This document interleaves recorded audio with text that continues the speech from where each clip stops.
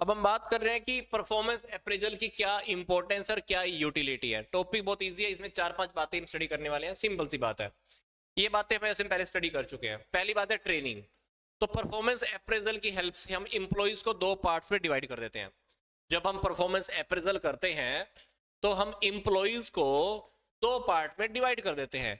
वो इंप्लॉइज जो बहुत अच्छे से काम कर रहे हैं, जो इंप्लॉइज जो अच्छे से काम नहीं कर रहे हैं।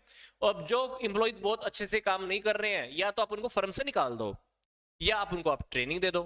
तो परफॉर्मेंस अप्रेजल की हेल्प से हम इंप्लॉइज को 2 पार्ट्स में डिवाइड कर देते हैं, कुशल इंप्लॉइज और अकुशल, एफिशिएंट और नॉन एफिशिएंट। तो जो आपको लग रहा है कि ज्यादा अच्छे तरीके से काम नहीं कर पा रहे, आप उसको क्या देने वाले हो? ट्रेनिंग देने वाले हो। तो परफॉर्मेंस अप्रेजल का जो पहला इंपॉर्टेंस है वो यही है कि आपको ट्रेनिंग देने में हेल्प मिल जाती है, क्योंकि परफॉर्मेंस अप्रेजल की हेल्प से आप ये बहुत आसानी से डिसाइड कर सकते हो कि ट्रेनिंग किसको देनी है और किसको नहीं देनी है। तो उनकी योग्यता के अनुसार उनको काम सौंपा जाता है और अकुशल कर्मचारियों को उचित प्रशिक्षकों द्वारा प्रशिक्षण दे दिया जाता है। मतलब जो इंप्लॉइज आपको लग रहे थे ना कि बहुत अच्छे हैं, उनको तो आप काम हैंड ओवर कर दो, उनको तो आप काम दे दो, वो तो अपना काम चालू रखें।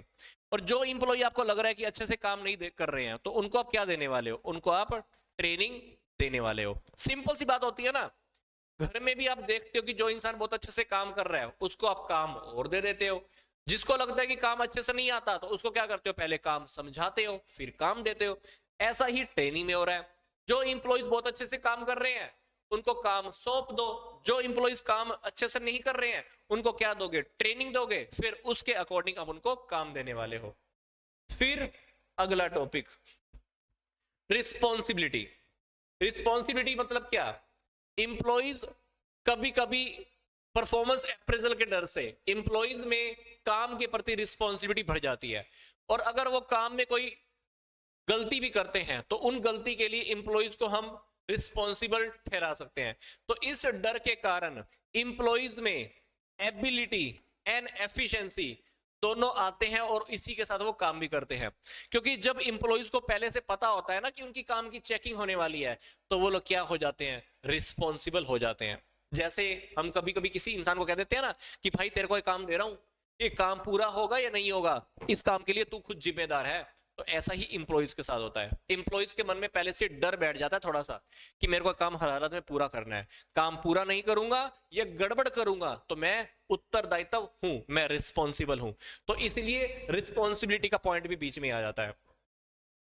अगली बात है आत्म विकास। अब जब हम सामने वाले को पता है कि भाई तेरी चेकिंग होने वाली है, तो उसमें सेल्फ डेवलपमेंट भी होने वाला है, तो कहीं ना कहीं वो काम को बहुत अच्छे तरीके से करने वाला है और दूसरे कर्मचारियों के साथ तुलना करके वो कितना योग्य है नहीं है, उसमें सुधार हो सकता है कि नहीं हो सकता, कमियों को सुधार सके, तो इंसान अपनी कमियों को सुधारने का भी काम करता है।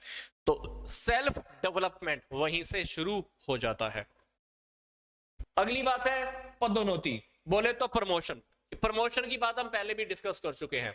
तो जब हम परफॉर्मेंस अप्रेजल करते हैं तो उनकी योग्यता और कमियों के बारे में हमको पूरा पता चल जाता है। तो ऐसी स्थिति में क्या करते हैं? जिनको प्रमोशन देनी है उनको हम प्रमोशन दे देते हैं, अगर किसी को डिमोशन देना है तो किसी को डिमोशन भी दे देते हैं। तो परफॉर्मेंस अप्रेजल प्रमोशन देने का बहुत ही स्ट्रॉन्ग बेस माना जाता है, क्योंकि परफॉर्मेंस अप्रेजल में हम इंप्लॉइज की बहुत अच्छे से छानबीन करते हैं। इसलिए वो यहां पे कह रहा है कि जो परफॉर्मेंस अप्रेजल है वो इंप्लॉइज की प्रमोशन का बहुत ठोस आधार है। तो इसलिए वो लोग क्या करते हैं? वो पूरी मेहनत से और लगन से काम करते हैं। अगली बात है ट्रांसफर। ट्रांसफर की बात तो मैंने आपको पहले भी बता दी कि हम ये देखते हैं कि अगर किसी का ट्रांसफर भी करना है तो ट्रांसफर भी कर सकते हैं। कभी कभी किसी डिपार्टमेंट में किसी दूसरे डिपार्टमेंट में इस एम्प्लॉय की जरूरत है, हमको लगता है कि वहां पे बंदा बहुत अच्छे से काम कर रहा है, वहां पे भी बहुत अच्छे से काम करेगा, वहां पे अपनी रिस्पॉन्सिबिलिटी निभा लेगा, तो हम क्या कर सकते हैं? वहां पे उसका ट्रांसफर भी कर सकते हैं। और ट्रांसफर पॉजिटिव वे में भी हो सकती है, नेगेटिव वे में भी हो सकती है। तो आपको ट्रांसफर करनी है, ट्रेनिंग देनी है, सामने वाले का प्रमोशन करना है, डिमोशन करना है, सामने वाले को रिस्पॉन्सिबल ठहराना है, इन सारे टॉपिक्स में क्या काम कर रहा है? परफॉर्मेंस अप्रेजल, निष्पादन मूल्यांकन।